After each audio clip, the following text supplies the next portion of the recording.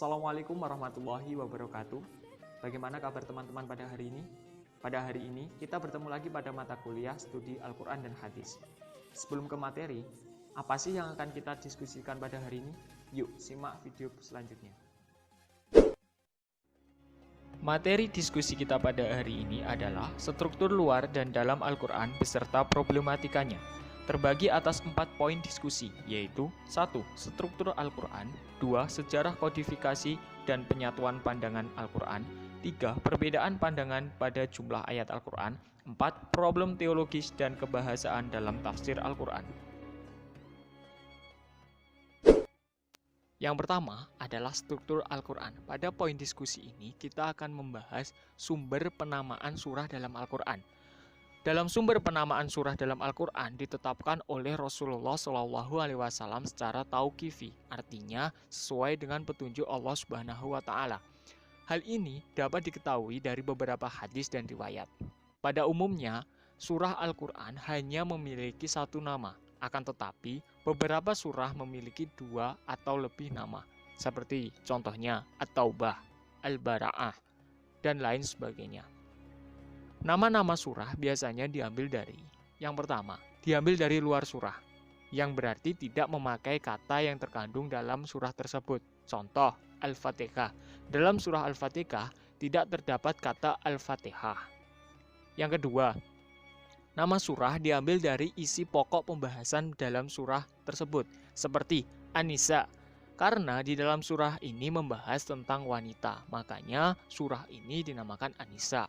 Yang ketiga, diambil dari salah satu kata dalam surah. Misalnya Al-Baqarah. Kata Al-Baqarah dapat dijumpai pada ayat 67 pada surat tersebut.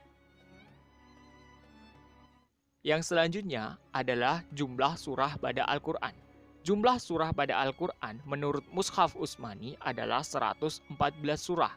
Begitu pula dengan mushaf-mushaf yang beredar di Indonesia yang sering kita pakai sehari-hari berjumlah 114 surah.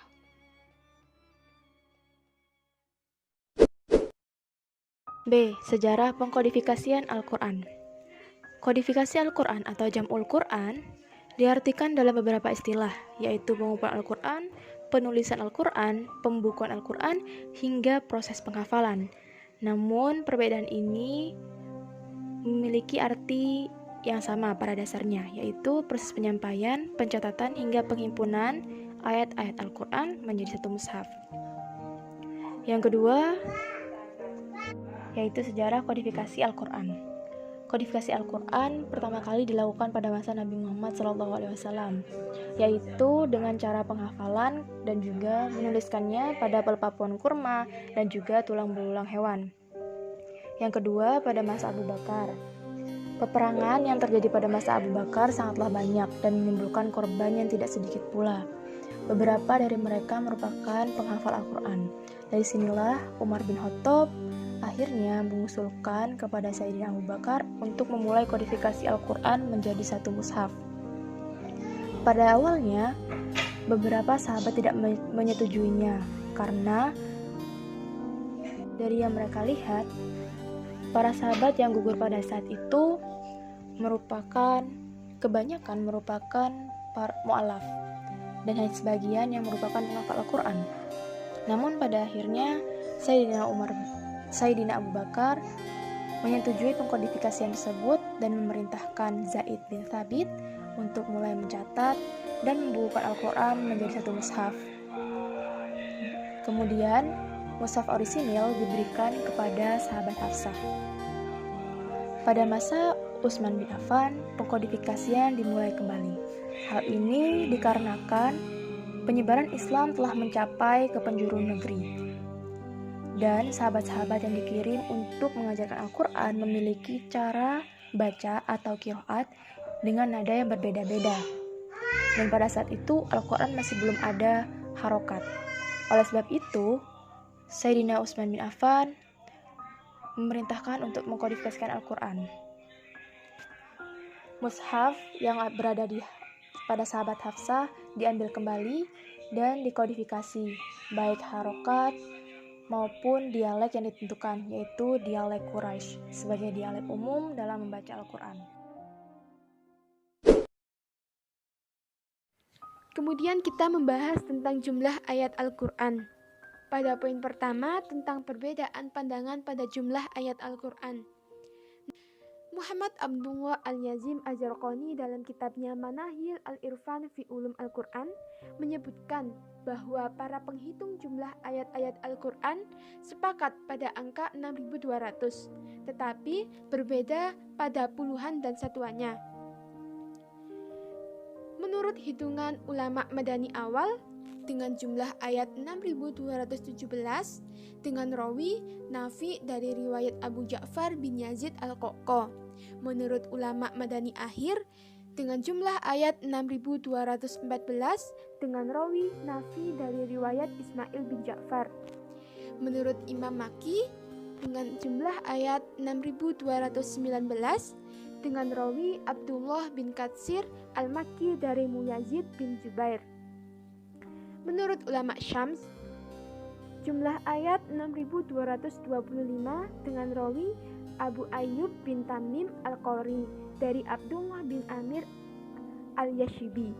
Menurut ulama Kufi, dengan jumlah ayat 6.236 dengan rawi Hamzah bin Hubaib bin Yizad dari Ibnu Abu Layla dari Abu Abdurrahman bin Habib As-Sulami. Menurut ulama Bashri, dengan jumlah ayat 6.205 dengan rawi Ashim Al-Jahdari dan Atta bin Yasar, dan terakhir menurut Imam Himshi dengan jumlah ayat 6.232 dengan rawi Khalid Al-Ma'dan.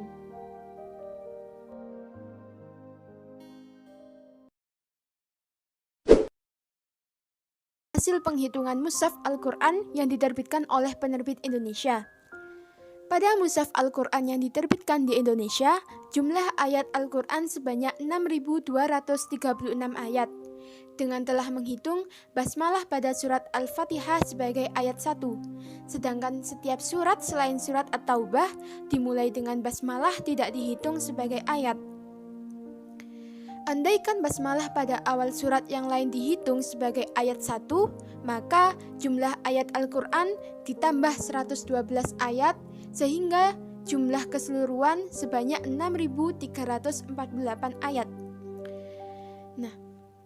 Nah, pada tabel berikut yaitu hasil penghitungan mushaf Al-Quran. Dengan yang kalian lihat bahwa jumlahnya adalah 6.236, yang berarti mushaf Al-Quran Indonesia mengikuti pendapat ulama Kufi dengan rawi Hamzah bin Hubaib bin Ziyad dari Ibnu Abu Layla dari Abu Abdurrahman bin Habib As-Sulami. Problem teologis dan kebahasaan dalam tafsir Al-Quran. Menurut Al-Qardawi, mengikuti ayat-ayat Al-Mutasabihat dan meninggalkan konteks-konteks yang telah jelas atau muhkamat merupakan penyimpangan yang paling berbahaya dan paling besar resikonya dalam memahami Al-Quran secara khusus dan nas-nas secara umum.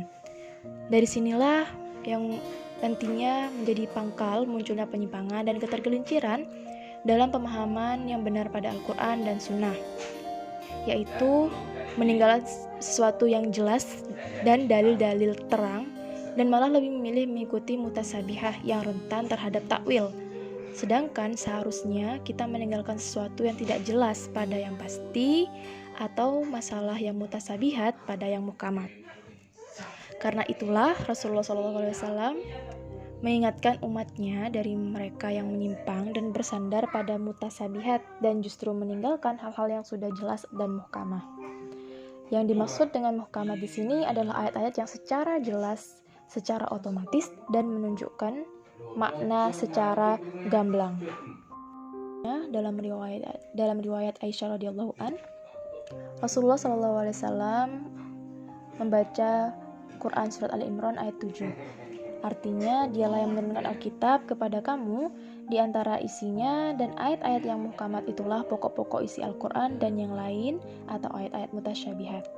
Adapun orang-orang yang dalam hatinya condong kepada kesesatan, maka mereka mengikuti sebagian ayat-ayat yang mutasyabihat untuk menimbulkan fitnah dan untuk mencari takwilnya. Padahal tidak ada yang mengetahui takwilnya melainkan Allah. Dan orang-orang yang mendalami ilmunya berkata, kami beriman kepada ayat-ayat yang mutasyabihat, semuanya itu dari sisi Tuhan kami, dan tidak dapat mengambil pelajaran daripadanya melainkan orang-orang yang berakal. Aisyah radhiyallahu an berkata, Rasulullah SAW bersabda, jika kalian melihat kelompok yang mengikuti ayat-ayat mutasyabihat, mereka adalah orang-orang yang dimaksud Allah dengan firman-Nya, hati-hatilah pada mereka. Pada saat berikutnya, kita bisa melihat contoh secara teologisnya.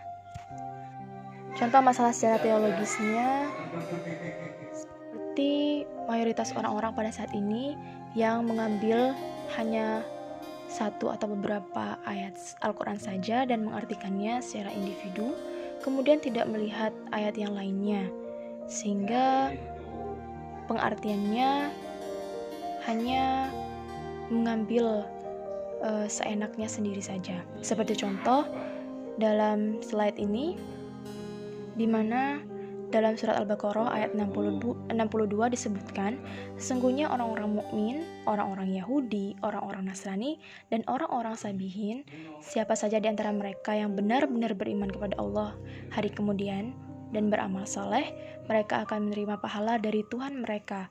Tidak ada kekhawatiran terhadap mereka dan tidak pula mereka bersedih hati. Orang-orang yang hanya mengambil ayat ini berpikir bahwa agama lain berarti juga termasuk benar. Nah, padahal Allah menjelaskan pada surat Ali Imran ayat 19 bahwasanya sesungguhnya agama yang diridhoi di sisi Allah hanyalah Islam. Dan begitu pula pada Ali Imran ayat 85. Dan masih banyak sekali contoh masalah dalam hal teologis. Sedangkan dalam hal kebahasaan, yang paling sederhana terdapat pada bacaan Bismillahirrahmanirrahim. Beberapa orang mengartikan dengan nama Allah, dengan menyebut nama Allah yang Maha Pengasih dan Maha Penyayang. Sedangkan ada beberapa juga yang mengartikan atas nama Allah yang Maha Pengasih lagi Maha Penyayang. Dengan nama Allah dan kata atas nama Allah tentu memiliki perbedaan arti. Disinilah problem atau masalah yang muncul dalam hal kebahasaan tafsir.